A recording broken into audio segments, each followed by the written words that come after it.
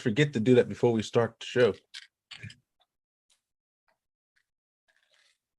You know, I can change it right now. But oh, by the way, because I'm banned on Facebook, as you know, you are going to have to go to our YouTube channel and share it on your Facebook so people can watch. Let's see here. Casual Saturdays. Casual Saturdays. What's this? Number 5, I think. I don't know. But I'll just leave it there. I'll let you come up with a better title later on. Anywho. So since that's there, let's go ahead and get started. I'm going to start the recording here. Let's go ahead and get started. Good day, everyone, and welcome to the Serve America with me, your host, DeAndre Pace. And today, I think am I hearing myself or am I hearing you? It's my phone playing the live stream. Oh, okay. All right. Yeah. Okay. So today is Saturday, as you guys know, and we're gonna do our casual Saturdays, which is awesome sauce. However, what I want to do, first, we were talking about some things that we're going to discuss, but Rhett, I don't know about you, but I wanted to pick your brain a little bit today, and because you made the suggestion to me that we started doing some sort of a book club type of thing for some of our episodes, and I've been thinking about it, and I'm more interested in a book club of our own material. I want to know what you write, the type of things that you write, whether it be fiction, science fiction, nonfiction, or inspirational, whatever it wants to be. I want to know what goes on in your brain when you're writing, because I write a lot, you write a lot, and so I think it's going to be fun to just pick the brain of a writer for today. But before we do that, let's talk about what we were talking about before we started here, and that was I've been challenged to a debate, and I'm trying to convince Rhett to join me as my partner. And so the topic is really, really vague. Let me pull it up here on Discord here. I'm not going to share it because I don't want to give up people's information, but right here. No, not right there. That was the other one. Here it is. So this is what we went over with here. So I told him that it was a bit vague, and so I asked him, what exactly are you wanting to talk about with evolution? And so he says, this is what he wants to talk about. It's essentially just Darwin evolution accurately explains the reality of biological life, or evolution is true. And he says here that he's not great at making the claims, and that it's a very general stance on mainstream evolution. And I said, well, this is fairly broad of a topic. I was expecting more narrowed focus as to what exactly we're supposed to prepare for. So to me, it seems like you mean to debate the idea that it explains reality rather than the concept of natural selection as a whole. So it's a bit vague and makes it a bit tedious. So I said to narrow it for a little bit, and then we can discuss it so we don't get lost in many directions. He said we tried to narrow it, but Todd's reaction to it, what we sent to him, said it was vague, and you're still vague. And so he came up with something more specific, and he said this is what he says more specific. Living organisms evolve over time by means of hereditary, random mutation, and natural selection. Well, okay, but that's still very, very vague. This is the reason why people can't be more specific than that, is because they don't understand the topics well enough. And honestly, the way they have it framed, I don't think is really valid, because I don't think creation to evolution, they're two. One of them is a set of claims about the origin of reality itself, and the other one is a description of how life changes over time. They're not related like that. like people Yeah. try to make them be. And I think you're pretty much of the same belief that I am, that the two are not mutually exclusive. Well, As they're two completely different ideas. They're not competing on the same thing. I mean, one is the concept by which everything is derived, and the other is the concept by which things that have already been brought into existence change over time. I know what they're thinking of when they say that, because I'm not an adherent to creationism as a as the idea. Like, if you search up creationism or biblical creationism, what you're going to find is like what people think that is the idea that everything was created as it is in 7 days, literally. I don't, I mean, I think that that's just as absurd, but intelligent design now is an entirely different theory. And And intelligent design is the only thing that makes rational sense. intelligent Evolution design can be a part of is, that. And there's no problem. That doesn't have anything to do with, you know, whether, you know, you see what I'm trying to get at here. yeah, I understand what you're trying to get at, but I want to take this debate, but I don't know what the debate is. It's so Well, it's I can tell you so this, these people probably not going to know what they're talking about. well, that's probably true. As most people, There's nothing to debate there. yeah, it would just be much of a discussion, I think, as opposed to an actual debate. But I don't under see, because they framed it as a creation versus evolution debate. However, I don't see where the creation part comes into the debate, since it wasn't part of the topic that they chose. And evolution says nothing about where life came from, just how it changes. Obviously, it can't explain where life came from. All it can do is tell you how it might change over time. Exactly. So I don't know. Do you want to accept the challenge? I don't really know. I think it would be a waste of time. And I mean, what angle would we be coming at this, and what angle would they be coming at this from? Because I Uh, agree that evolution and Darwinism does accurately explain, how DNA changes over time, but the idea that it's random mutations is absurd. well, obviously they would be more on the side of evolution, and I suppose we would have to be more on the side of creationism. But again, Well, the what do point they the mean by those words? That's the thing. that's what my thing is, so very vague, the topic in which they chose, and the fact that they outline it as a creation versus evolution debate makes it very difficult, because there's no mention of creation in the topic. Honestly, I think what they really want to debate is there a God or not? And That's that's probably where it's going to boil intelligent down to. design, intelligent design versus somehow it got here. I don't know. That's probably what it's going to boil down to, is whether or not Oh, there is a God. in that case, the argument for intelligent design is so much stronger than the argument against, that it wouldn't Oh be a fair yes, fight. without If you know the topic, it'd be just with, a runaway victory. without doubt. Because when you take a look at just the sheer coincidences of the universe, there's no way in part my French, no way in hell that these things just happen randomly from an explosion. Yeah. Not only is there no way in hell that it happens that way, but if you have the explosion, what generated enough energy to cause it? You say, well, all the matter and stuff was born at a central point. Well, something had to put it there. So the name of the Lawrence Krauss wrote the book, A Universe from Nothing. But the problem is, when a lot of these mainstream establishment physicists use the word nothing, they don't actually mean a vacuum, like literally nothing. They mean there were quantum fluctuations that were happening before all this took place. So that's not nothing. That's actually something. And quantum physics shows us that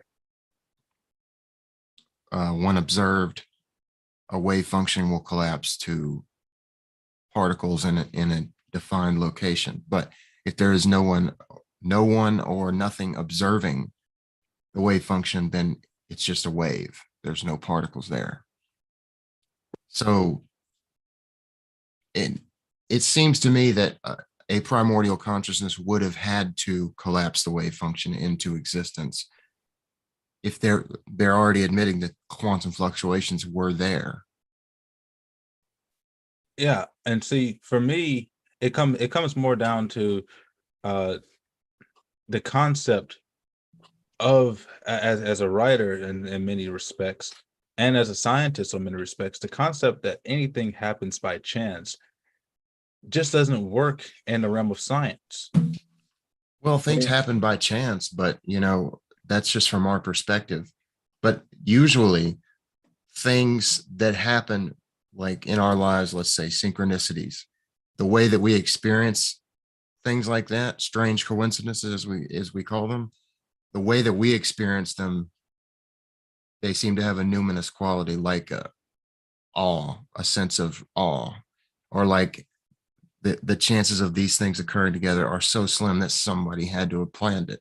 And the universe is the ultimate example of synchronicity times 10, because so many different factors had to line up perfectly. Well, not only that, but when I say things don't happen by chance, I mean when when things happen by chance to us here on Earth, it's never by chance because we can explain why it happened, how it happened. But when you get into the grander scale of how we came to be, of how the universe came to be, there's no answer. There's really no answer that you have other than there was some intelligent design.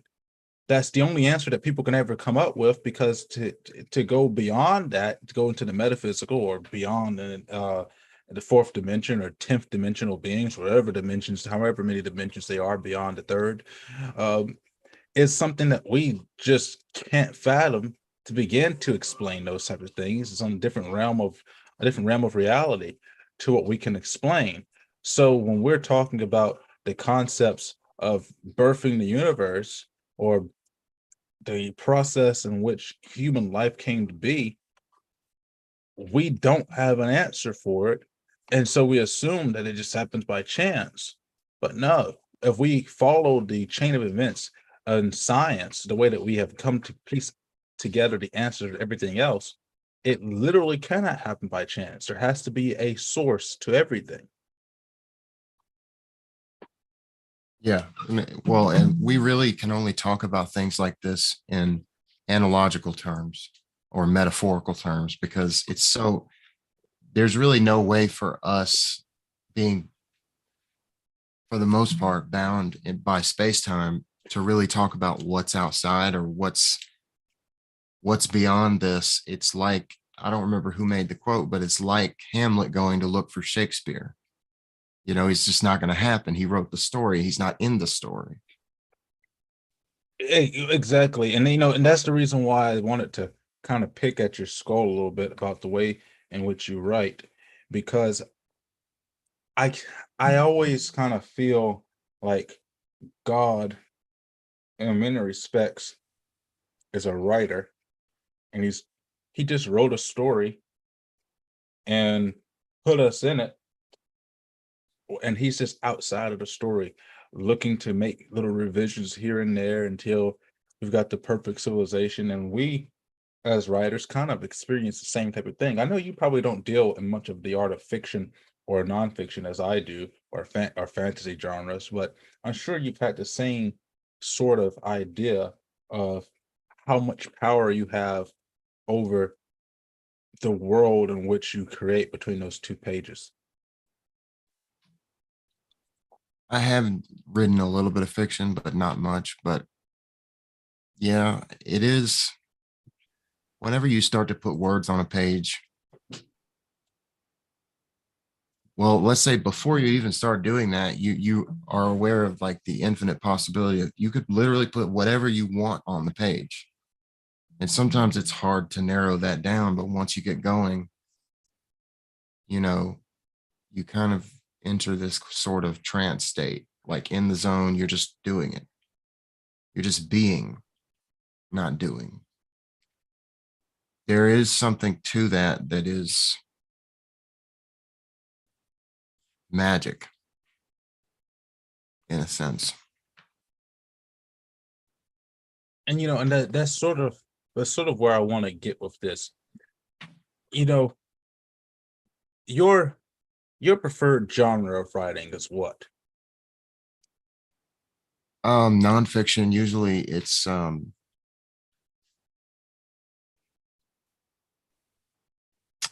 would say it's usually philosophical. Sometimes it's theoretical, scientific, but a lot of it is like philosophical and psychological observations or trying to figure things out. And see, my preferred method of writing happens to be fantasy genre. I mean, I love writing philosophy and different pieces of motivational passages, which are usually short essays. I would call them more than memoirs.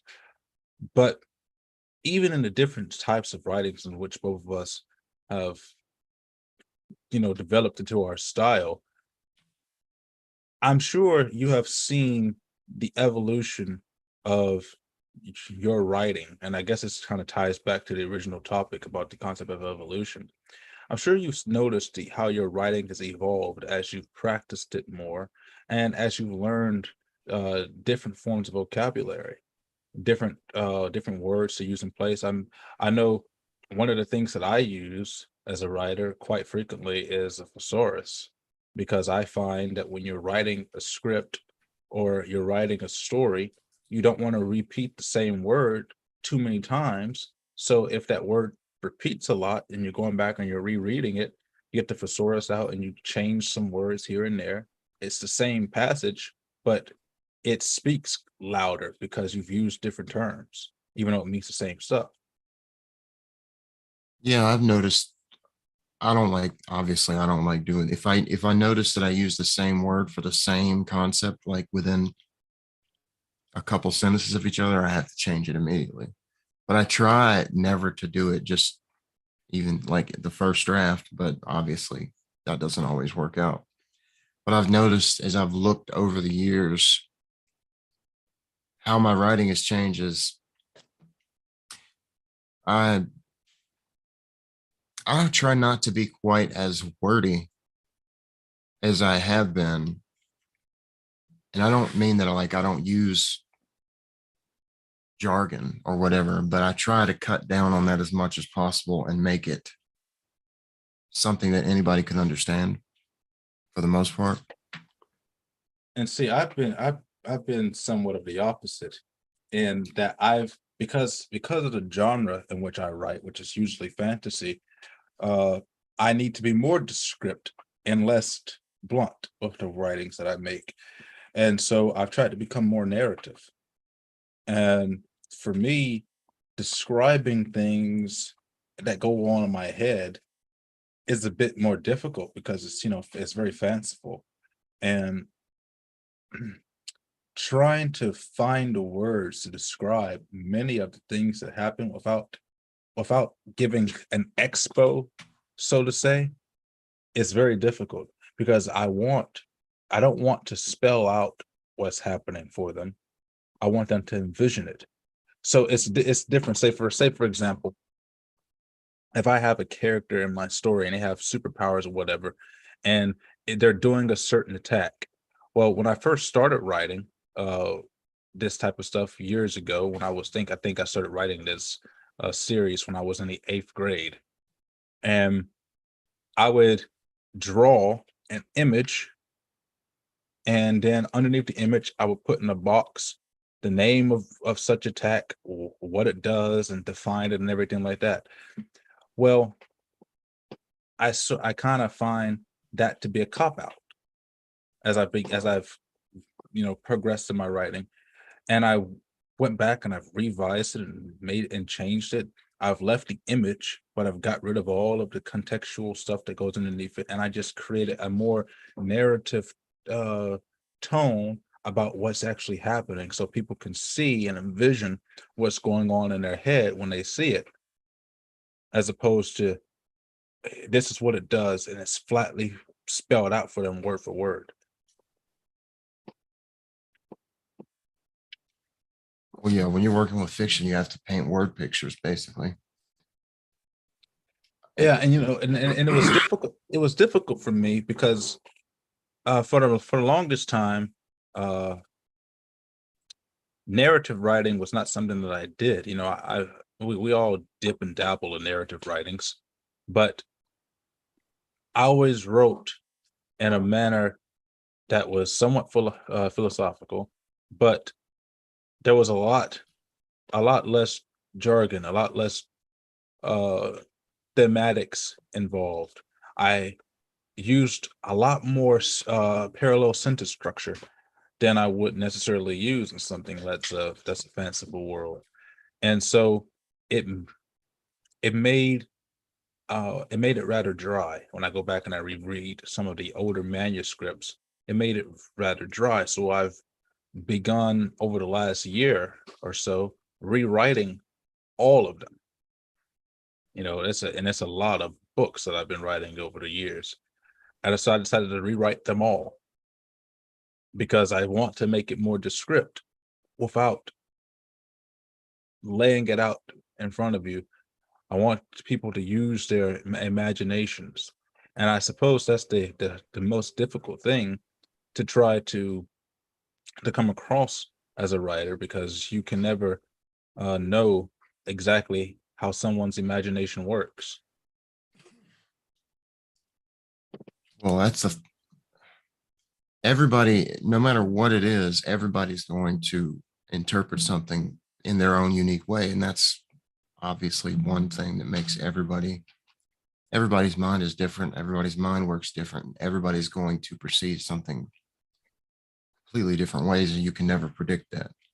That's almost part of the allure of being a writer, because you know that somebody else is not going to interpret your words the same way you will.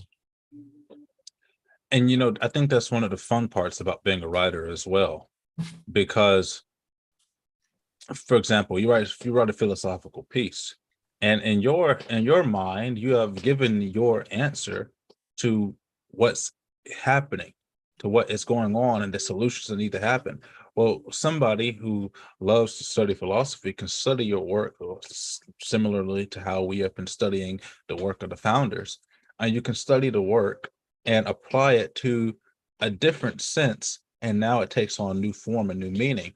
And if you're writing in in the world of fantasy genre, well, now you've left a lot of things open for people to inject themselves into the story and create their own fantasies within a fantasy. That's part of the point. And another thing about, like, if you're writing philosophical literature, is whenever somebody else reads your work, the likelihood that they're going to see hidden little connections that you didn't even intend to put in there, but maybe you did unconsciously. And then if they tell you about it, it might blow your mind, the stuff that you didn't even notice you were putting into your own work.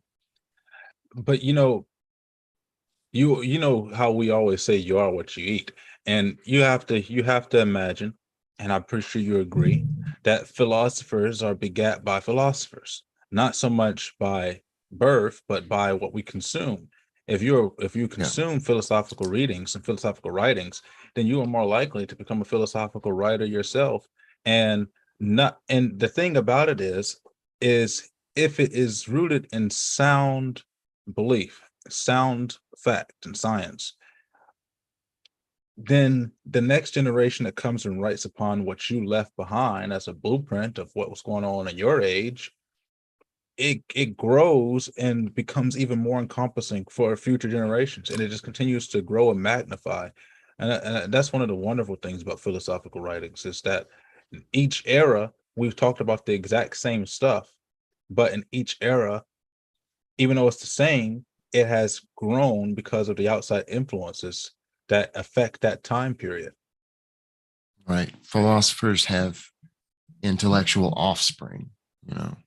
Um, and which reminds me, it's kind of interesting. Nietzsche wrote a book called On the Genealogy of Morals. in which he basically traces back the origins of Western morality and what influenced and what led up to it in its current form at the time that he wrote this in the 19th century. And philosophers are the same way. You, whoever you read, you basically take a sample of all of their work and you look at it through the lens of your own experience, and it creates this amalgamation that's composed of other people's ideas plus your experience, and it makes it into something original.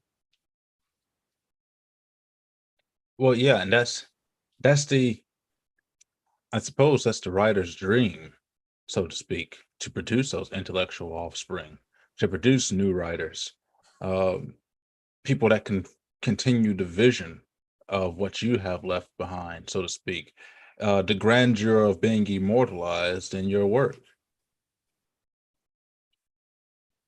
So I've how many books would you say you've written? Like in total, like that you've already, like I'm not talking about like but how many books worth of pages. I'm talking about like individual books that you know that you've at least started on.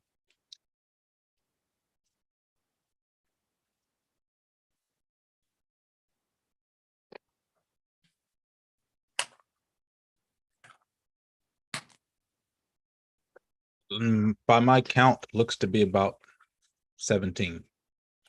Are they all part of the same series? All but all but like three or four of them were from a series that I started before this. I actually started when I was elementary school, was called Zone. It was based upon my time as a child playing in my imaginary world with my stuffed animals and action figures. And so they had this big wonderful story, and there's time machines and stuff involved in it. It was great. It was great, but it was much shorter because it was written Okay. by a child for children. Yeah, I'm not really talking about, because I'm not even thinking that far back. I'm thinking like serious work that you plan to publish. This my serious work that I plan to publish. I've started on what's 15 or so, and that's not even close to being where it's supposed to be, because the way the series works is there are three trilogies within the series of mine, and in between those trilogies there are short stories, and then I also have uh almanacs. Not so I won't say almanacs. I have uh appendices based on those series that are scattered across various different folders with character bios and information. And then I also had, at one point, I had started writing a novelization for each main character, but then I said, well, that's just too Uh, much. so okay, but you have like a core series. Yes, Like the core is three trilogies, or is one of those trilogies the main one? the first trilogy is the main trilogy. Is when you get introduced to the main characters. The second trilogy is when you get introduced to the children of the main characters. This happens, 15, 20 years into the future. And then the third trilogy, that is the end of the story. This takes everything from the first trilogy, the second trilogy, and then it reaches back trillions of years into the past, that brings the mythology of the series, pulls it to the present, and wraps it up in a neat bow. So what's the setting? Well, the setting is here on Earth, So but it's low fantasy. mm, not necessarily. Uh, it's more along a. To me, it was when I first started writing it. It was more of a way to explain Christianity in a more interesting way. You Well, know, I we mean, isn't that what the Chronicles of Narnia and Lord of the Rings are? very similar. But I had took several inspirations because I grew up. I loved anime. I loved watching superhero stuff. Justice League, Super Friends. I loved all of it. I love martial arts. but I also loved telling. I love talking about God, and I love to talk about the demons and the battle between demons and angels and stuff. So I kind of wrapped all of that stuff up into this series. And as the series progressed, when I got to the third trilogy and I started writing the first book in the third trilogy, which happens 100,000 years ago here on Earth, at the when before everybody became more modernized, uh and there was still spirit, the big belief in spirits and things like that. People were much more connected with their spiritual power, so to speak, because all of their power comes directly from their relationship with God and their ability to see things that our eyes cannot see, which goes into the appendices. Because in order to make this make sense scientifically, I created the appendices to explain what's going on. That these people don't just have powers just because they have powers. They have powers because they can see the spectrum of energy around them and mold it into different stuff. So Mm. the energy spectrum has different, it's the same thing as the color spectrum. It has an endless amount of colors based upon how you combine these things, but energy also comes in different forms and shapes that can do different things. And so I started writing the appendices about the energy, and then eventually when I started writing the third series, and I'm building all this lore from 100,000 years ago, well, I my love of mythology kicked in, and then I built from that the second book in the second trilogy, in the third trilogy, the last trilogy. It was the creation of the universe, how everything happened, and the appendices surrounding that. There are appendices surrounding it too, but how everything happened in a universe before our universe, because I still go with the concept of the Big Bang, but not as we know it. To me, the way I explained it is in the elder universe, which is what they called it. Uh, this is the realm in which God created things. From the void came God. It's a massive light and nothingness. And so when we talk in the book of Genesis, how it says, and we created things in our image. Well, I was like, well, let's explain this a little bit more. And I said, well, on day one, God created such and such elder God. To the first one was, his name was Eon, and I chose that name because Eon means a long period of time, and Eon is the first of the elder gods, and is the oldest being in the universe, outside of God himself. And he was first designed, and he came before the time, when before time even existed, he was there, chronicling and writing everything. And so as I introduced that character, it changed the way the rest of the series is written. Whereas the rest of the series is not written by me, it's just taken off of one of Eon's books in his library, because he chronicles everything and that happens. And so we're seeing the story as told by Eon over years, and then the other elder gods come as more creation happens, as willpower comes. Here comes the next elder god. As life begins, they need matter, they need a universe. Here comes the next elder god. Here comes the planets. Here comes another elder god that represents the concept of planetary creation, and the next one represents the concept of the spark of life, which is the lightning and the fire and the water, and they all come and they represent all of these different concepts until we get to some of the last elder gods, of the essential elder gods, because there are elder gods that were born before the time of time and space that were not essential. They were just lower concepts. But when time and space is born, and we finally get to put a time period on how old the series is, these other beings have existed for eons before time and space even existed. So the concept of time was born when the elder god Kronos was born, and his twin brother Baladur was born, who represents space. And that was like, I think I had like 55 trillion years ago. And then after that, all these other concepts and things started coming together, and it the mythology part was so fun, so much fun for me to build that series that I started leaning more towards that. And then I started making more appendices to explain the lore of certain characters. Um, and then I had my brother help me out. My brother is by no means a writer, but he has a good imagination. And when we were younger, he created 5 characters that were competition for my first 5 characters, the ones in my first trilogy. And he just created them, gave them a name, gave them a power, and then I did the rest. And then he created a villain for his people and gave him a name, gave him a power, and then I came up with the rest of it.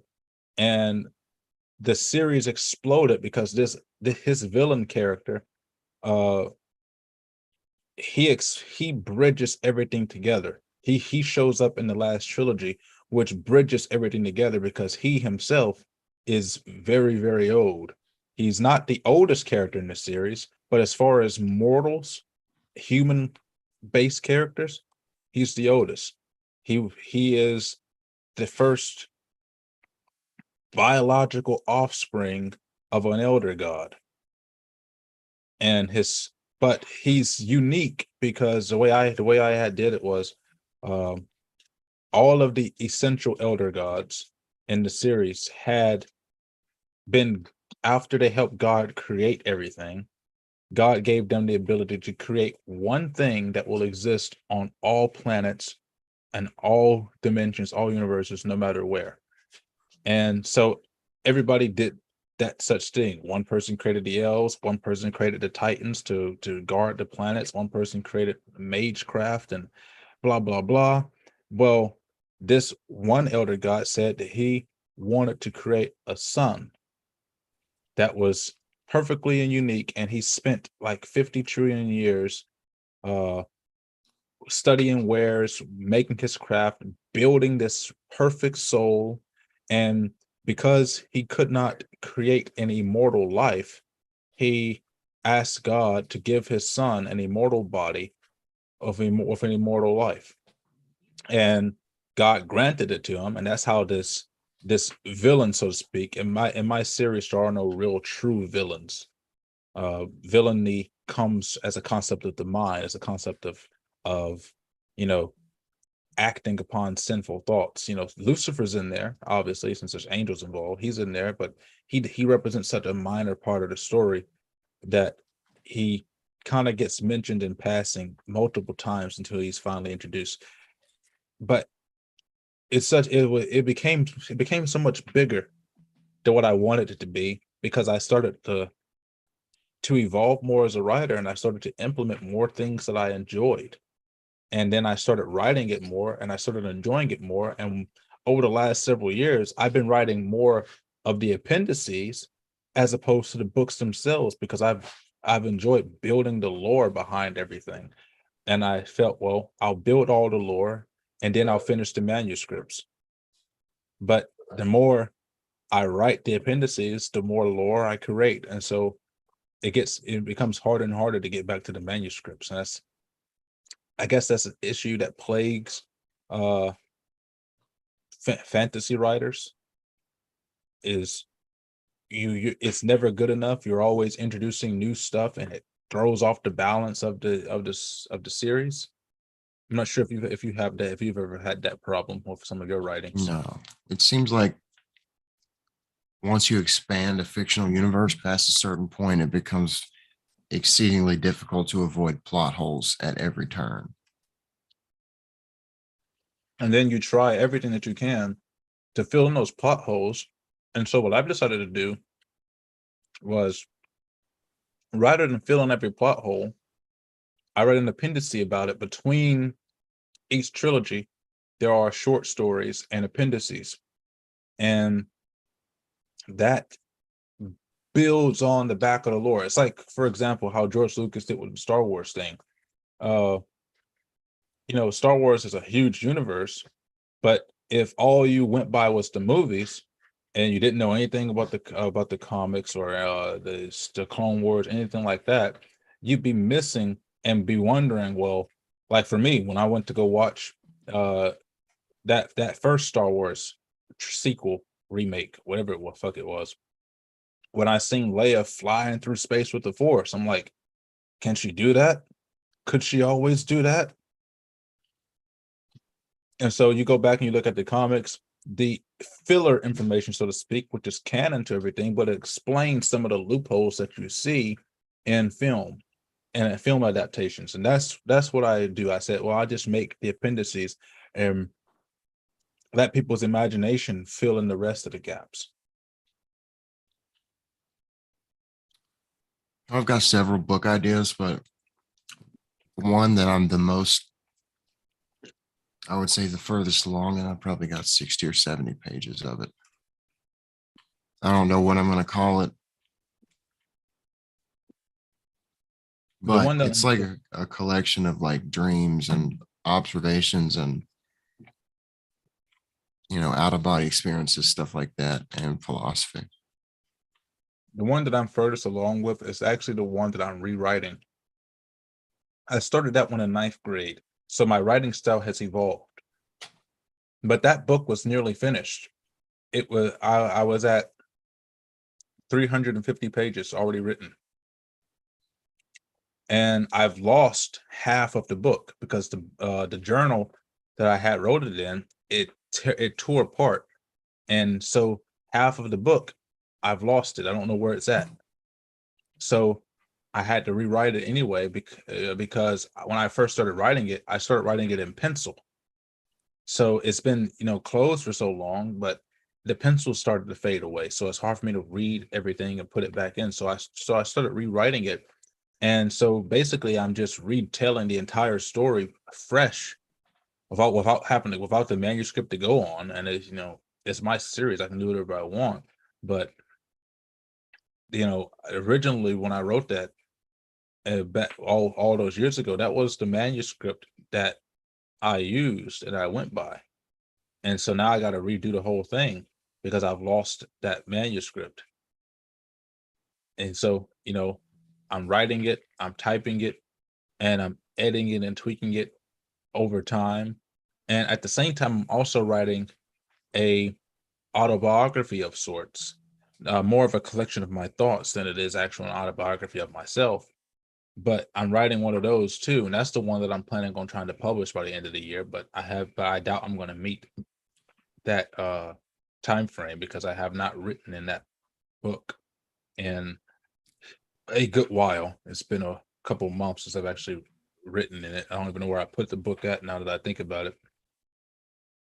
But you catch writer's log, writer's block every now and again when you're doing things like that. And for me, it's I've always done the bulk of my writing I've done when I was in class, when I was in a place that I wasn't supposed to be writing because I got so bored listening to people ramble on that I started writing in order to tune them out. A lot of people like Tucker Carlson, for example, he gave a good example of what I think is pretty good. He wrote an entire book on an airplane, not one airplane individually, but he would only write chapters of that book on his on airplane travel. You have nothing else to do while you're up there in the sky, so write a book. Drown out all of the chaos that's happening around you of screaming babies and all the other stuff. I don't think I'd be able to do that. It's too much. I can't do anything like on a plane. Like I can't even listen to music. I just sit there. I can't sleep. I can't really do anything. I don't try. I can't sleep, but you know, I can do stuff, but you know, I try to write, but most of the time I just wind up playing a video game or something. I just end up sitting there waiting to land. Like, oh my God, when is this going to be over with? I remember the first time I was on an airplane, I thought I was going to die. They sat me right on top of the wing, and then it takes off, and I'm looking out the window. My heart's about to jump out my chest before we even started moving. And then we're up in the sky, 30,000 feet, and I'm looking out the window like, oh, what the hell? What happens if we fall? I think we all know. And then what made it worse is when I touched down in San Antonio and I get home uh and turn on the TV, while a plane full of Chinese people crashed in San Diego. I'm like, well, darn it. Yeah, I'm in San Antonio. I could have crashed it's too. like, it's strange how I guess it's because it's so high up is why a lot of people like are not afraid of riding in a car, but you're afraid of flying, even though statistically, even if the plane, I think the survival rate, even in a plane crash, is higher. I don't know how that's possible. Well, see, I have a fear of heights. I don't like being Yeah, I do too, basically. I don't like I being up hate very being up high. high. I love climbing trees. Absolutely love climbing trees, but I hate being up high and not having anything under my feet in order to catch me when I start to fall. Yeah, dude, I hate getting up high. I've worked shutdowns. I had to get up at the highest. It was an above ground gold mine, the highest point on this construction. It's all just metal, like basically super sophisticated scaffolding, but it's a building.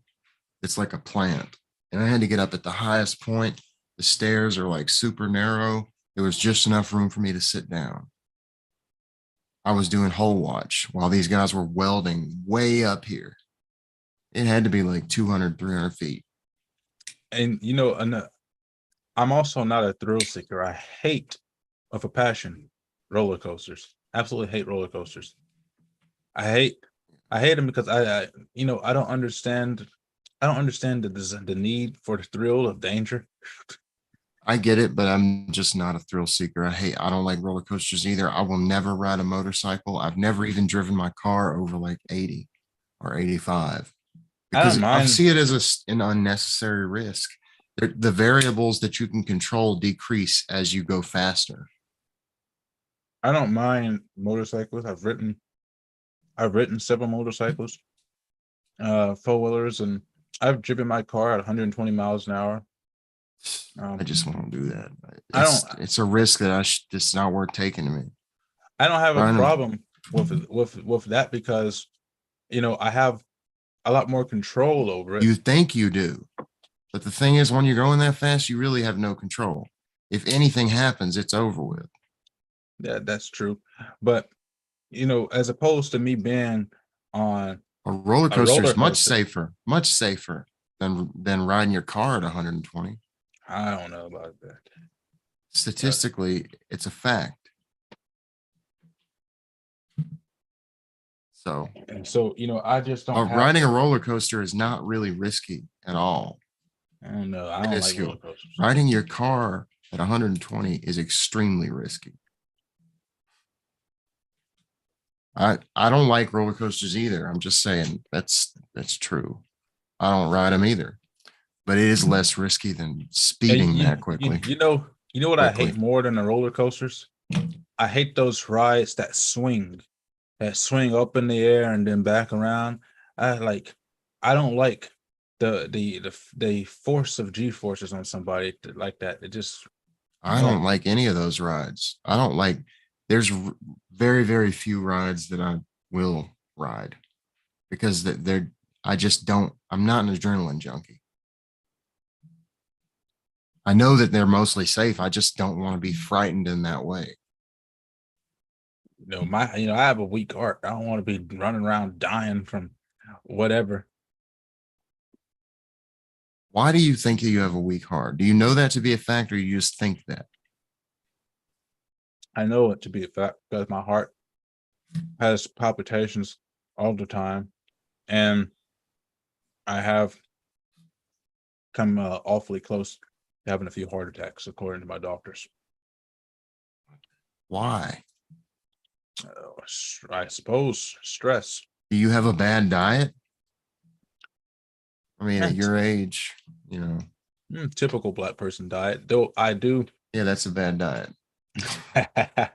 Though I do eat um, I try to cook my own foods, fresh produce. If I can't get fresh, I try to get frozen. I try to stay away from canned vegetables nowadays.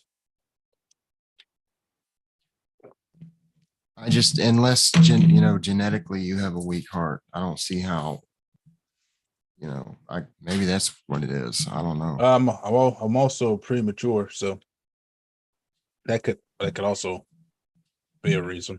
Who knows? But I just wanted to pick your brain on those things for a little while because I feel we talk a lot about our writings, but we hardly ever compare our uh, our writing styles and this and what we're trying to tell when we're writing. So let me ask you this: as a writer, when you start to piece things together, what are you trying to do? What are you trying to do when you're grasping them along for the ride? What's your mission? And when you're trying to grasp them, when you're trying to pull them along to the ride, what are you trying to instill in them? I don't know if I really think of it like when I write, it's very just like stream of consciousness. But if I go back and read it, there's a structure to it, but it happens without me really trying to impose it. So would you say you write more for yourself than you do the reader? No, not necessarily, although I do write in such a way that, well, hmm, maybe that's the way I think of it, but don't necessarily try to just write for myself because if I'm writing about my life, it's just a bunch of stuff I already know. But when you're writing about your life and you're making parables to your life, what's the message you're trying to get across to the audience?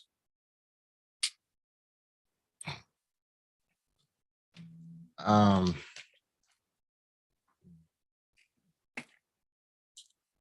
I don't know if it's a message so much as it's a journey, like toward some sort of discovery. What are they supposed to discover? Well, it depends on what the piece is. Maybe the point is to stir um, thinking about, things that a lot of people might never think about. So would you say an accurate summation of what you write is something to jart the brain, to spark conversation? I suppose, or to inspire people to think about things in a different way. You know, I think that's relatively true of myself as well when it comes to my philosophical writings or the teachings that I write is to inspire or nurture.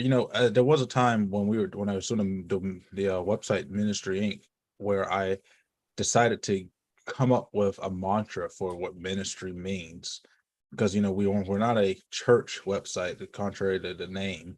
I stole the name from the Undertaker's Ministry of Darkness era of WWF, and I said, well, we're the ministry now.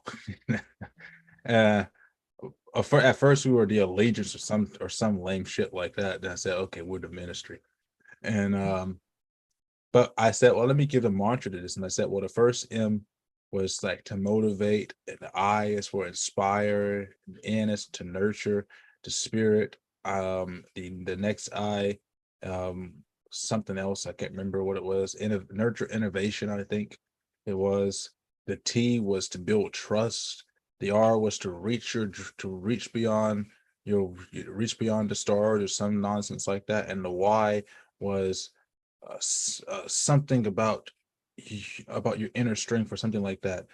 But I feel like when we do write those teachings and those philosophical writings and readings, um, the point across it is to get somebody to think in a different light on a particular situation.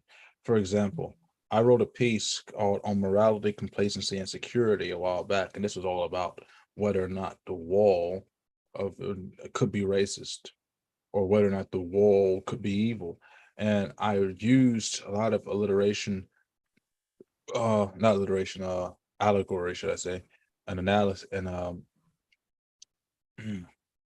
analogies to the Bible, to explain how it cannot be racist, but could be racist if you would use it in a different sense. And so I would tell, so it was try to get people to look at it in a different light, in a different fashion, in the way in which it is supposed to be looked at.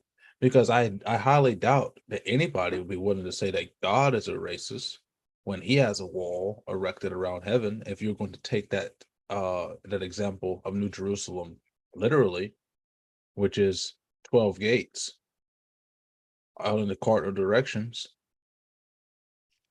So I would highly doubt that somebody would say that God is a racist for erecting a wall so high that you can't climb over it, and so deep that you can't dig under it, and so Yeah, wide that you can't go I around it. don't think that's meant to be taken literally, but proceed with the example because it works now. But to see, but that's the whole thing, is the idea that to be secure, you would go through measures in which to make it secure. I mean, you wouldn't say that you yourself are a racist, not you particularly. I'm saying you as in the general sense of you. Yeah, I Uh, definitely actually would say that I am. well, I mean, you wouldn't say you yourself are a racist because you have a fence around your house, or you have a house with walls and a door, Well, because yeah, it's meant to keep people out that you don't want in, and allow people in that you do want in. People say, well, things have borders even if they're not physical borders. I mean, your possessions have, you know, metaphorical borders around them signifying the object of is yours. A wall is like it's the boundary of exclusivity. Whatever the object or whatever I mean, everything has borders around it in order for it to be an individual thing, which separates it from everything else. It's how we recognize things as individual because there's a psychological border we placed around something like, okay, a TV, for instance. We know what a TV is and we know what is not a TV. So there's a there's a wall, a metaphysical wall separating the things that are TVs and the things that are not TVs. You can use that example with anything. yeah, but that's what we try to get people to understand. Not so much that they want them to think like us, but what we want them to open their mind to thinking outside of the box they've trapped themselves in. So there's a greater world of ideas out there. And I don't believe that diversity is the key to everything, especially when it comes to ideas.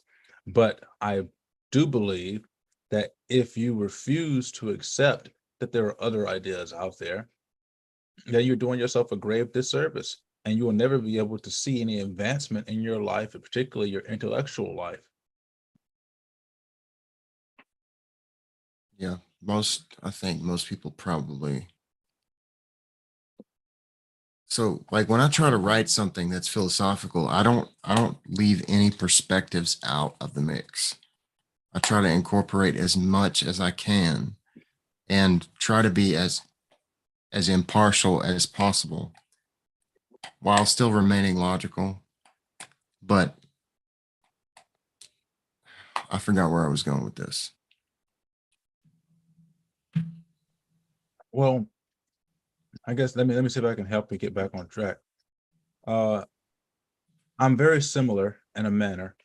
I I don't write my philosophical pieces to lecture, but I write them to nurture an idea, to allow it to fester in somebody's brain for for a moment or two.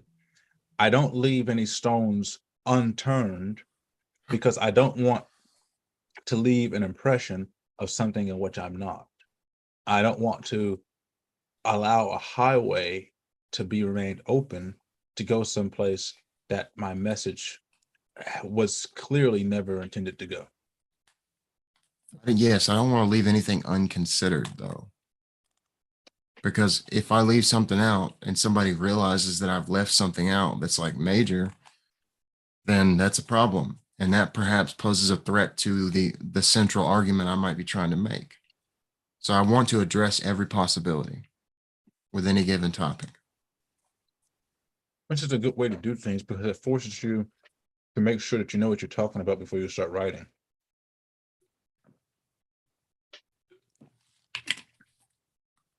You know, when I'm talking to Jay and I'm trying to get him, to learn more about his Bible and stuff like that, I never give him a direct answer ever.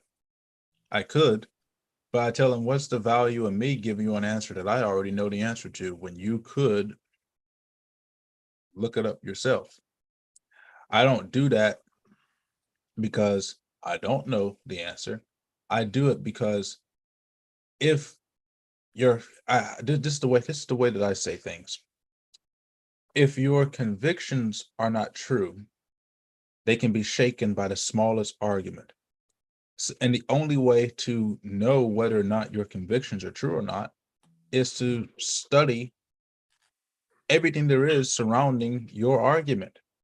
And And if all the other ones. yes, or I mean, when I say your argument, I mean the counter arguments too. And apply it to yourself daily as you read and write whatever it is that you're doing. And if your faith in whatever you believe in holds, your conviction may be true, it may be rooted in fact. But if it falls apart every single time, then it's time for you to start considering to open up your mind to something else. That's the way I've thought. That's the way I've always thought about it.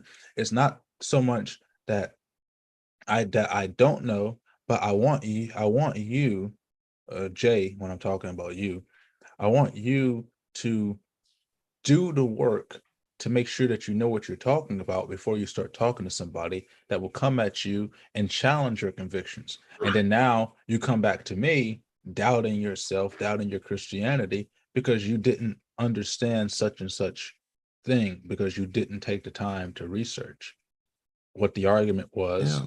and what the Some counter people arguments are. some people are completely destroyed by the simplest sophistry, the most ridiculous arguments that are easy, that nobody should be getting tripped up by. Like, for example, the central argument that Richard Dawkins tried to make in his book, The God Delusion: who created God? Which is elementary and childish at best. Right. I mean, that's like no reasonable philosopher, even, well, obviously, and no reasonable atheist philosopher would make that argument because it's stupid. But yet, to the untrained mind, It they seems think, like, whoa, he got me. they're like, oh God, oh Who God, who God. who created God? The God that created the God that then, okay, infinite regress. That's So, that's so, a so the logical God, absurdity. so did God create himself? And if he created himself, then who created him? Who created him? And they say, well, God created God, and then God created that God who created that God. And it's God on Yeah. top of God on top of God. And people, you at some point you have to understand in the realm of science, in the realm of philosophy, that there is an origin point to everything. And sometimes the origin has no particular beginning. Well, it has to be that way, with because otherwise you get an infinite regress. Every everything which began to exist has a beginning, obviously, but the source from which all things emanate or proceed can't be subject to the same rules. Exactly, because if it were, then the source could die and Then the everything source wouldn't connected be the to it would source. die. You see, I love pairings of concepts and conceptuality when it comes to writing and explaining. That I pair concepts together, beginning and ending. In order for something to begin, it has to end. And so when you try to separate that concept of ending from the concept of beginning, that's when you run into a problem when you're talking about the progenitor to all things, the source of everything. It is not bound to end, just as it's not bound to begin. It just is, which is a which is what he tells us in the word. I Which am is, that of I am. course, Alpha and Omega. It's the same idea as the Ouroboros, the snake that eats his own tail. It's the source of all things, the primordial chaos.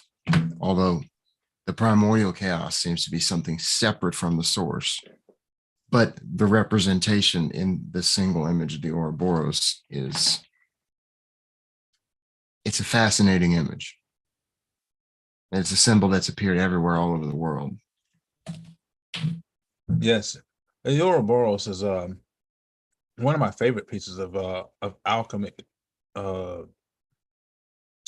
pictures, because it to me it represents the concept of being a greater power. And the reason why I say that is because when you take a look at the Ouroboros, usually the Ouroboros is a dragon of some sort. There have been depictions where the Ouroboros was something other than a dragon, but for the most part, when you see the Ouroboros, it is usually a dragon spiraled in a circle, devouring its own tail, and it does so endlessly. And it creates what I suppose you could say a perpetual motion machine, so to speak. It has everlasting energy. It can never dissipate. It's perpetual all the time. And so it becomes sort of godlike, which is really the reason why we see it in so many alchemic symbols. It becomes sort of godlike because the entire study of that science is to try to replicate what God was able to do. That's why alchemy is sometimes referred to as God magic or the miracle science, because you're trying to create things the way God was able to do. It wasn't just about trying to turn lesser minerals into gold. Many of them were trying to unlock the concepts of reality itself. They're trying to unlock the measures in which the soul can escape from the body, and if they can, how they can force to become something tangible.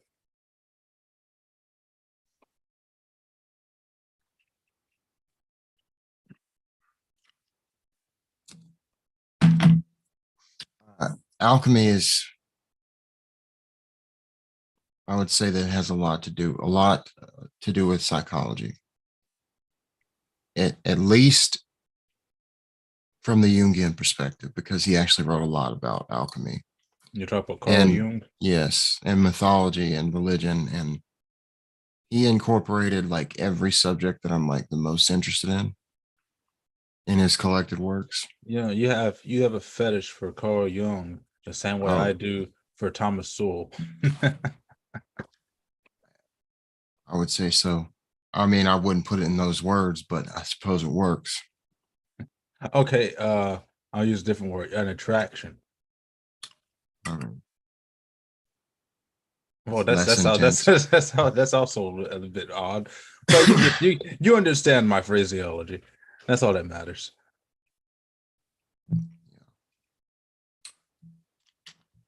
But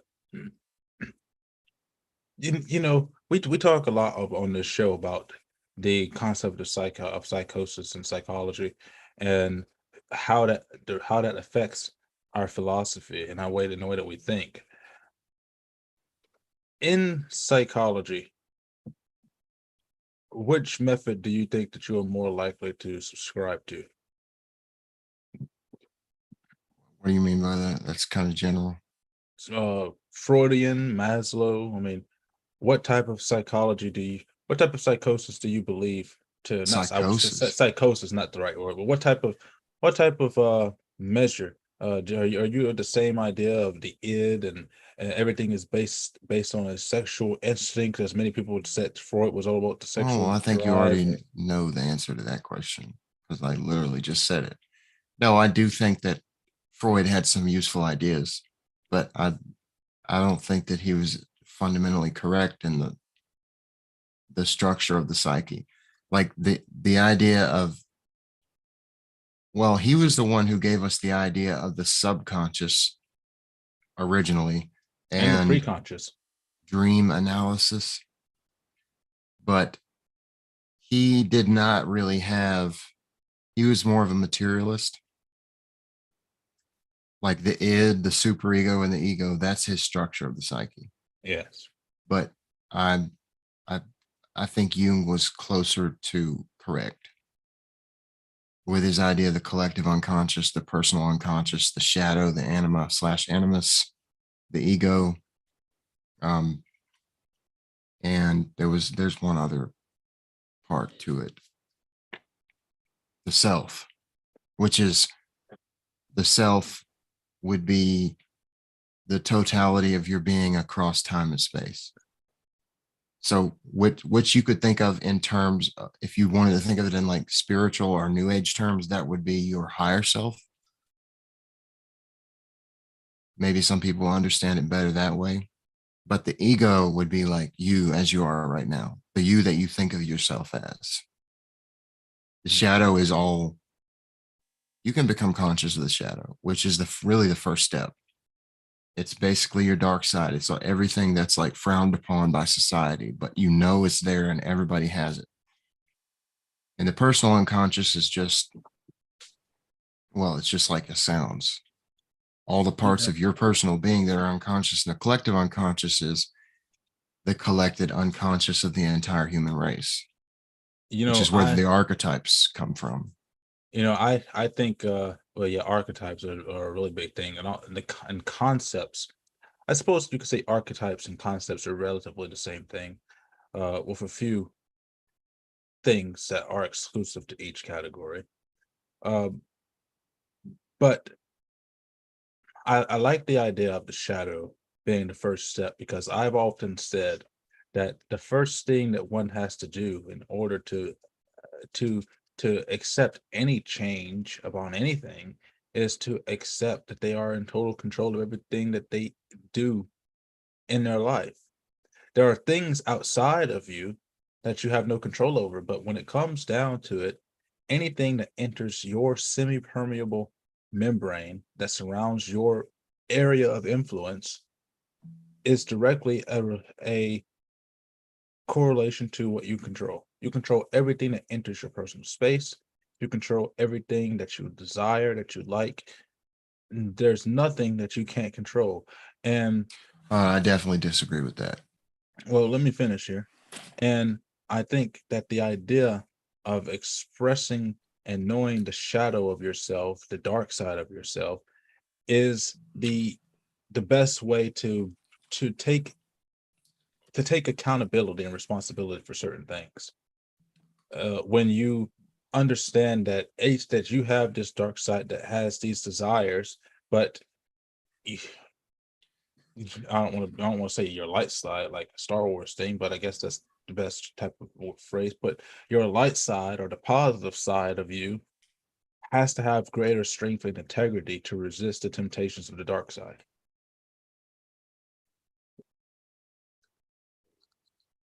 I suppose that's an interesting way to frame it. But the idea of shadow integration is obviously becoming, I would say, making friends with your dark side. And because that's where your ability to say no comes from. That's where all your strength, your force of will comes from the shadow. And not everything in the shadow is negative or evil. A lot of it is. But there is a lot within us that is out of our control, but it doesn't have to stay that way. Like instincts, animal instincts, there's all kinds of stuff that is within us that we don't understand. and that most of the time ends up controlling us if we aren't conscious of it. Which is true. The only way to, there's a quote by Carl Jung that's,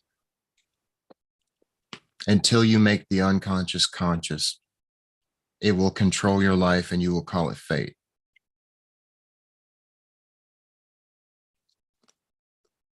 That's a nice saying. You know, I think the closer we get to self-actualization, the closer we get to the concept of making our consciousness, our unconsciousness, our consciousness, because I believe, particularly for Christian people, but for everybody else who's not Christian, it works the same way, that if you truly want to be close to God, we always say that we have to pray in season and out of season, blah, blah, blah. Well, the first step of that is changing the habits that happen in our subconscious and unconscious mind. Those habits that we have to happen automatically on a motor function basis, basically, without our say so or knowledge. And when you are able to change your consciousness to reflect what it is that you are trying to pursue, I think that is when you are actually finally able to attune to self-actualization, or self-attunement in this case, is by changing your subconscious and conscious and unconscious mind to fit the mode for what you are trying to obtain. If you are trying to obtain eternal glory through God, or eternal happiness, eternal peace through God, then your pursuit of him should change, not only in your physical world, but it has to change on a subconscious level, that it affects your physical being without you even being aware of it.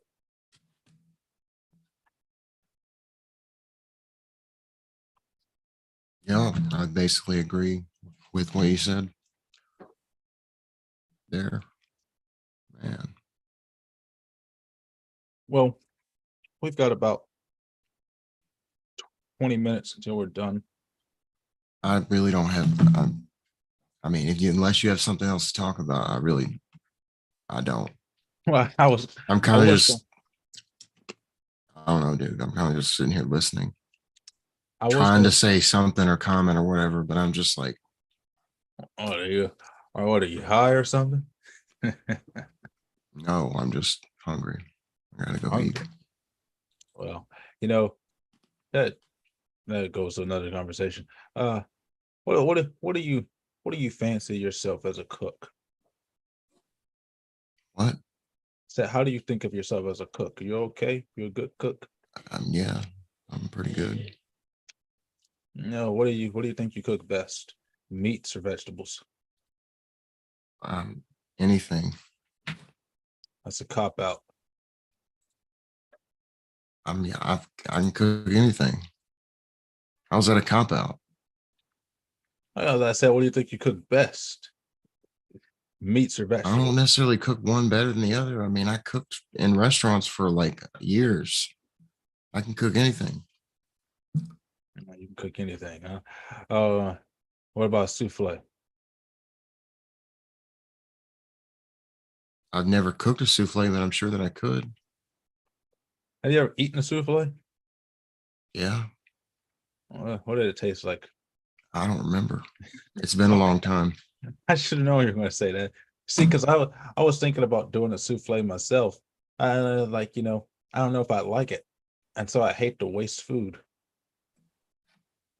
But I suppose that goes on to where we can end up talking about some of these things here, because obviously these manufactured food shortages and food crises are coming up. So,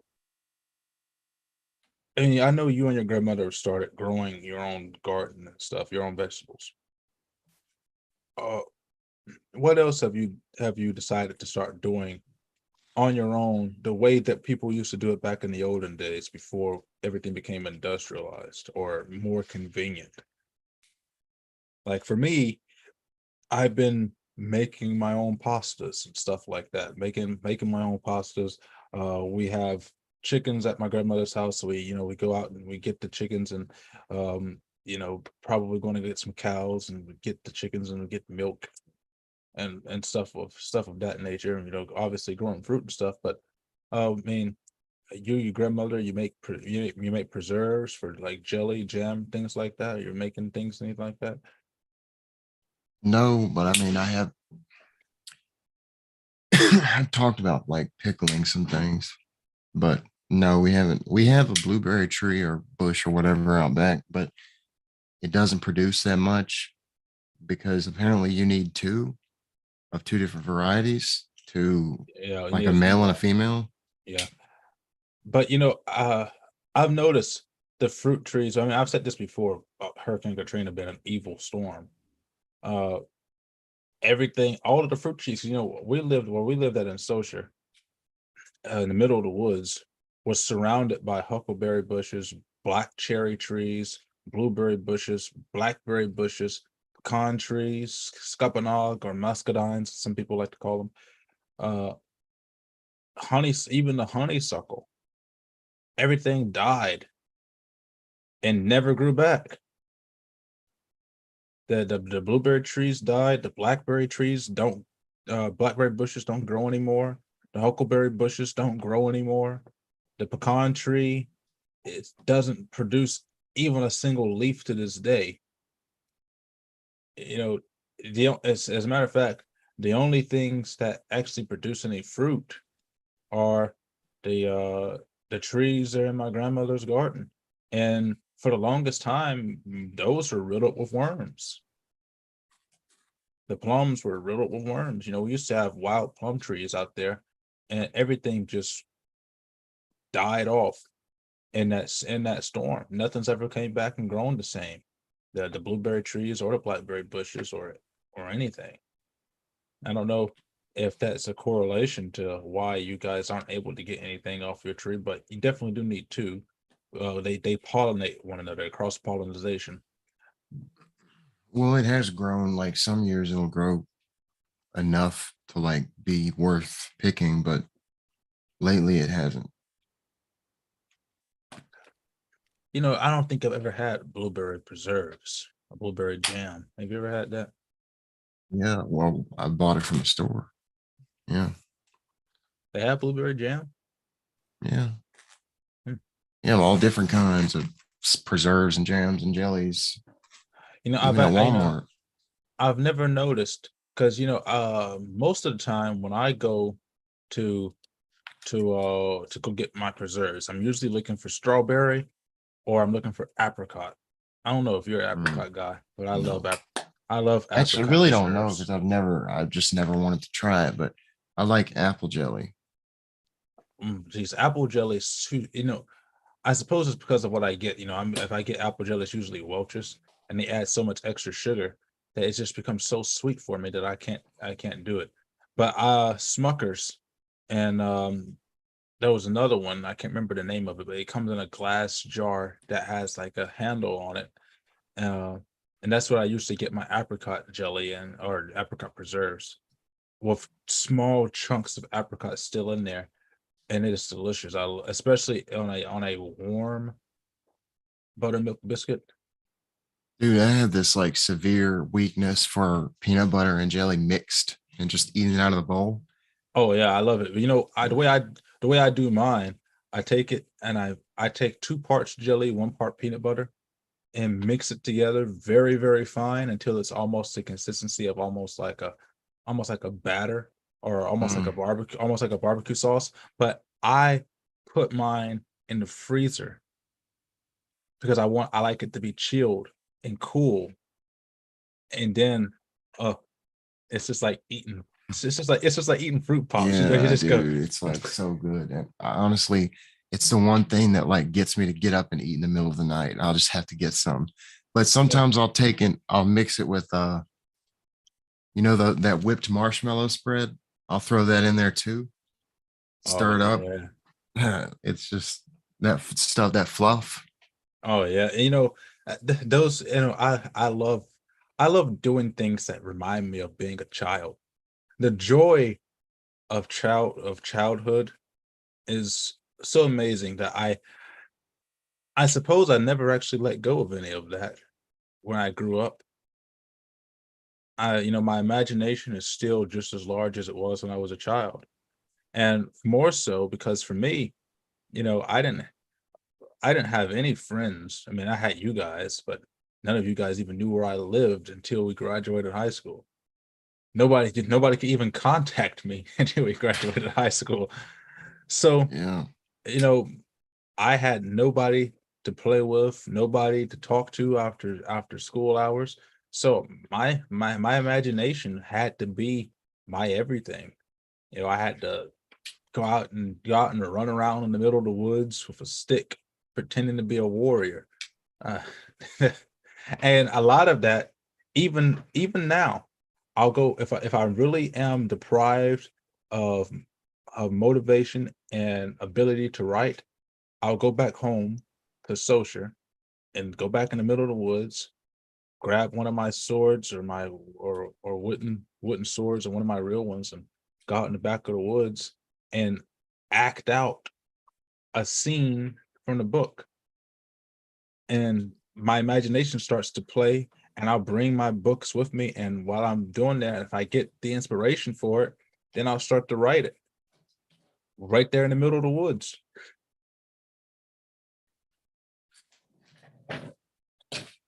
You'll act out a scene with multiple characters by yourself. Yes. multiple multiple characters by myself. You just You change that your voices and stuff and like move around to be somebody else. yes, yeah, even the women. And I'll be sitting You there, like you'll be like standing here like whoa whoa whoa. Let me move over here real yeah, quick. and Blah, blah, blah, blah. like for Move like over for here. Whoa, like for whoa. like for example, say I've got my sword or something, and one of my characters has an axe, and I don't have my axe with me. Well, if I'm using my wooden sword, I'll hold it like this by the handle, and this becomes the blade of the axe, and this is the handle of the axe instead of the actual blade of the sword. So then I'm back there like, oh, I got the sword, I got the staff. One wooden sword can do everything, and Do I'm you out do there. like act out a fight scene? Yes. Like how do act out you act out an entire fight scene. I'll play some music. I'll play some music on my phone, have it going on in my ears, so that way all I've got is the immersion of my thoughts going around, and I've got this whole battle scene, this real epic battle going on in my head, and people are talking, and then then I'll have the voice change, like my son, you disappoint me, blah blah blah blah blah. And then the wife would come in. Oh no, don't you say that mm, about my son? you know, yeah, such a but misogynist. Oh, we talk like this. It's no, that's not what we think. It's just the best we can do. yeah, I used to be able to do a really good woman's voice, but my balls dropped. All right, Michael Jackson. Well, I'm not talk about Michael. I like Michael. Mike Jack. Yeah, I like Michael Jackson too. I defend Michael Jackson. I defend him too. Like he gets a bad reputation. But and then a lot of times I'm out there in the middle of the woods roaming about, uh searching for Sasquatch, and I'm just roaming about back there doing stuff. And then I'll go back there and I'll go in the very far regions back there by where the lake is, or the pond. It's no longer a lake. And I'll go climb across this big broken tree that's hanging over the lake, and I'll just sit on top of the tree, and I'll sit down there, and I'll be like, oh, this is what one of my characters would do. They sit here and they meditate. And I'd Hmm. sit there and like, okay, which one of you characters does this? And they like, I gotta shuffle my brain and figure out who's doing what. Yeah. And the Imagination character will is, talk to you. yeah, they do. They tell me what to write. They're like, hey, make me do this, please. I want to do this. Please make me do this. And yeah, and then, and I'll answer like, oh, it's like, oh God, you're right. That is so cool. It's so It's awesome. like they're basically praying to you. Yes, yes. and, and I'm like, you know what? You know what, Hank, I hear you. I understand you need bigger muscles. I'm going to give you bigger muscles, Hank. Don't worry about it. I'm going to give you bigger muscles. I'm going to give you a bigger, I'm going to give your wife bigger tits. you know, Like, thank you, great God, DeAndre. there was one point when I Count our was blessings. when I was arrogant enough to write myself into the story. I wrote you guys into the story too, but you guys didn't have any special powers. You're just normal humans. And I was a normal human, but I was a scientist, but I was dying of a disease, which, by the way, now I got a disease, I'm dying of it. But I was dying of a disease, and I had a base that was in like Antarctica or something. And the way I was going to cure myself from this disease was going around and finding these spectacular people with these powers that I've seen on the news or something. And I was going to go take blood samples from them. So I went around fighting these people, getting their blood samples so that I could try to engineer a vaccine using their blood to try to help my body out. But what actually wound up happening was I wound up killing myself because I injected myself with the vaccine that I made, and it gave me these spectacular powers and it cured me of my disease. However, my body was not designed to deal with that type of power. I wasn't awoken to that level. And so the power sort of made a negative energy zone in my body and turned me into like antimatter and destroyed me, and I was just gone. So I killed myself off before I could even become an important character. And then after a while, I was like, you know what? I'm not going to put myself in my story. All the characters are me anyway. What do I need to put me in there for if every character is just a different aspect of myself? But uh, I mean, you can't tell me that you never had a sword fight with yourself.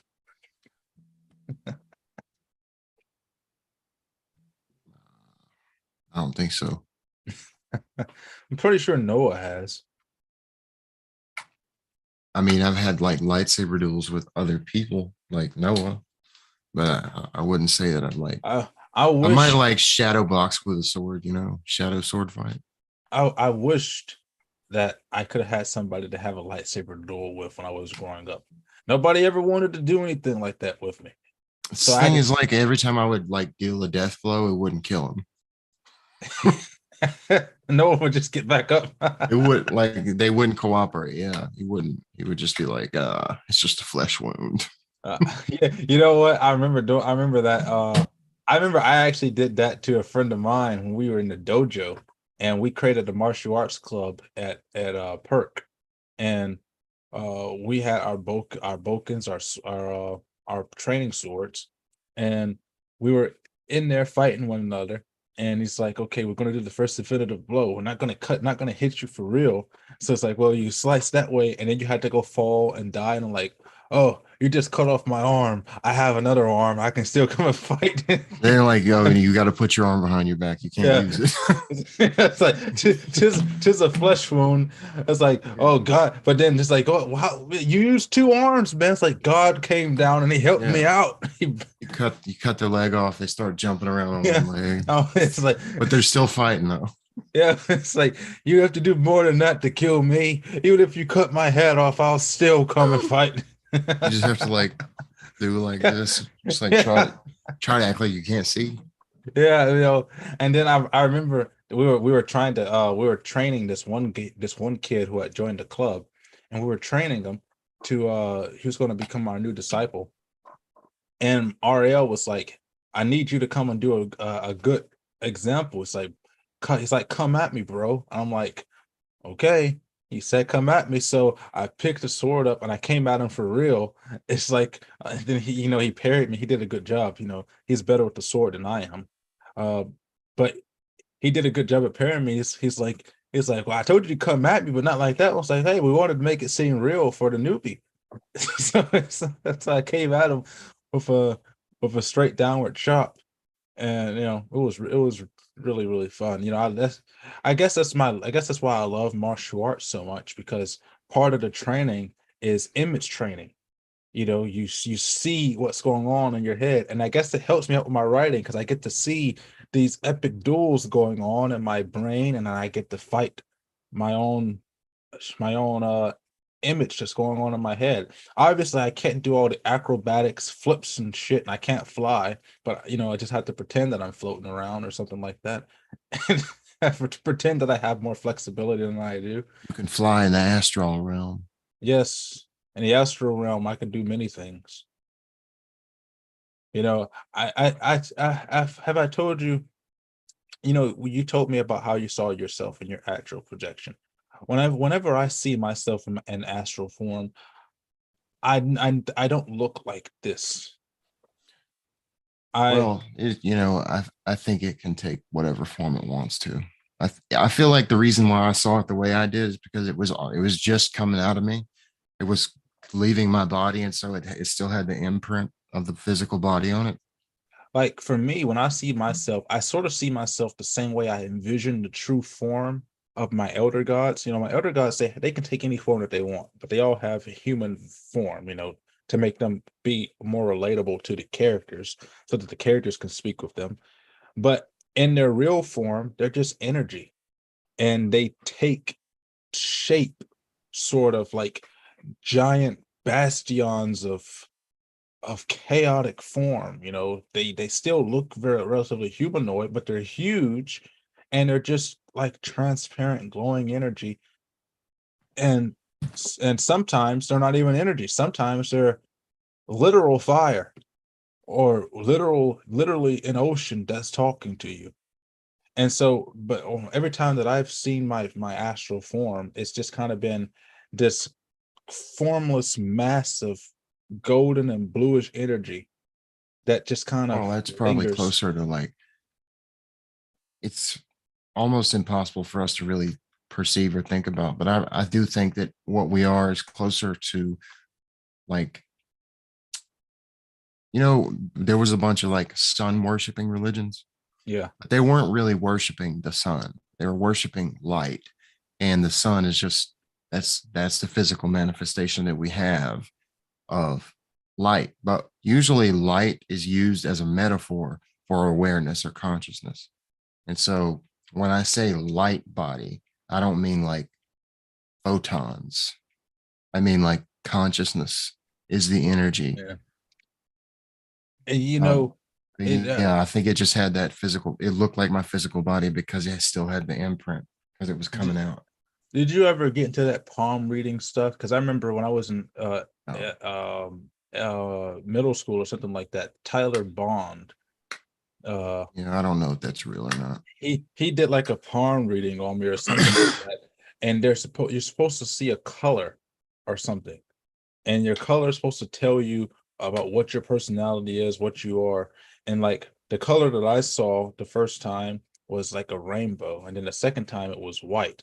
I was trying to see red because red's my favorite color. You I mean wanted see a color?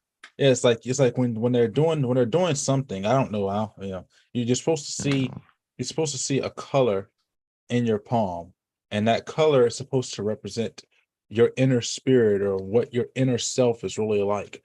And then it's like the tarot card thing, and they read your yeah, fortune I off of I that had stuff. somebody do the tarot cards with me one time, and I just was the whole time I'm sitting there thinking like this is bullshit. But it probably is bullshit if you think it is. So I Yeah, don't, it I probably don't, I is. don't really think. I don't know if all. I think that stuff is just like I kind of think out it's there, but I don't know. It I might be think real. it's just fun. I think it's just fun. I'll do any of it just for the fun of it. Yeah. I mean, But for the most part, I think astrology is like kind of stupid the way that most people think of it, but there's actually, you know, it seems pretty accurate sometimes, even though I think it's stupid.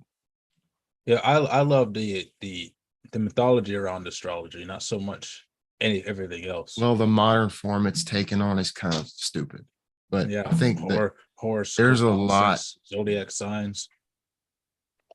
yeah, like horoscopes, stuff like that. Astrology itself is fine, but horoscopes, I think, are stupid. But it is true that sometimes they are pretty accurate. But and numerology is super accurate too. I don't know how, but I also think that you shouldn't put a whole lot of weight into that stuff, obviously, Well, but sometimes it's like, well, that's pretty accurate. well, if you believe that we are a simulation, everything in a simulation is explainable by numbers to some degree. Well, and there is a sense in which this is a simulation computed by consciousness. And we're all But just big ones and zeros floating about there, man. Out in the net, out in the nether, and the ether, just floating around doing ethereal stuff. doing whatever Oh, we're doing here. yeah. Well, All I right, mean, anyway, technically, you and I right now are ones and zeros, even though we're physically in our chairs in this screen. We are ones oh, and zeros. there is no screen. Yeah, this is not a screen. There is nothing. There's no. we've projected our image into the interwebs. Have you ever maybe this might be a topic say for next week, but have you ever tried to communicate telepathically and actually have somebody respond to you? Like you're trying to speak to somebody that's sitting across from you telepathically, and they turn to acknowledge you. And they don't say anything, but they turn to acknowledge you like they heard what you said to them, and it wasn't a nice thing. No, no, never, never on purpose. Not, but not if I'm like, if I was actually trying to do it, it probably wouldn't work. But it's just like when I don't know, it's happened before, but never on purpose. Because it does make sense that you could be able to speak with somebody telepathically, because if our mind frequency, our electric impulses in our brain create waves of energy, it makes sense that you'd be able to react to the waves of energy coming off by somebody else's mind. However, I suppose where the science comes into it is how much distance does one need to be from another to speak telepathically? Well, it really doesn't matter because all the distance is virtual. Well, no, I mean, There is no distance. because let's say for example, what if our skulls are meant to keep waves out of our brain, but in the process of that, it also limits the distance in which the waves from our own brain can flow. I You don't know, think we have time to really delve into this any deeper. I'm saying there's no distance. The skull doesn't really exist. It's just a manifestation in consciousness, although the brain could be seen as a filtering mechanism to keep things out. But I don't, yeah, that's just an I idea. I agree. We don't have enough time to get into it, so I want to thank you guys for tuning in to us today on this casual Saturday. I know this is probably not an episode that was too full of useful information, though I would say it's useful. I mean, we talked a great deal about about how the mind of a writer works, and how you can use things to increase your level of awareness in how you write. And I think what most importantly, what we've managed to do in this episode is talk about how to change the force of habit in your subconscious and unconscious minds to affect the way that you are physically. And if you can do that, you will have become self-attuned to whatever your purpose is that you want. But with that, stay tuned with us tomorrow. We're going to be doing the next 12 of the Federalist Papers, and we're trying to finish this up by the end of this month or beginning of next month. So we're going to be getting that stuff done really, really quickly. Uh, I didn't want to do this. However, I'm going to have to do it. I have to do it for all of you, my friends who love the work of J.R.R. Tolkien.